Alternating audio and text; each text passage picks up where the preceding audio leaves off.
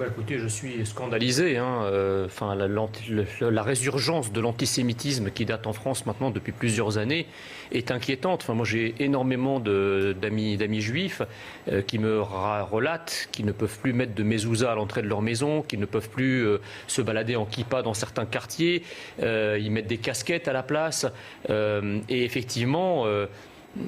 Après, il faut essayer de comprendre le phénomène, si vous voulez, parce qu'au-delà des regrets et des condamnations auxquelles on a droit à chaque fois qu'on a un acte comme ça, il faut aussi maintenant essayer de comprendre les causes pour s'y attaquer.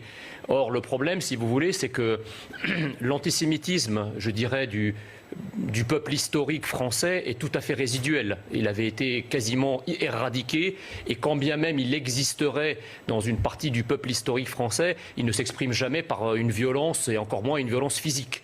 Le problème, si vous voulez, c'est qu'on a depuis une quarantaine d'années maintenant je dirais une massification de l'immigration maghrébine et subsaharienne qui n'a pas du tout le même rapport que le peuple historique à la Shoah. Cette immigration ne se sent pas, je dirais, de culpabilité par rapport à la Shoah, comme les pays européens de manière générale et comme la France de manière particulière. Et donc, en fait, il y a un antisémitisme dans une certaine partie de cette immigration qui est tout à fait décomplexée et qui va parfois jusqu'à ces agressions. Vous avez, Maître, cité les deux agressions de Mireille Knoll, de Yann Halimi et de Sarah Halimi également.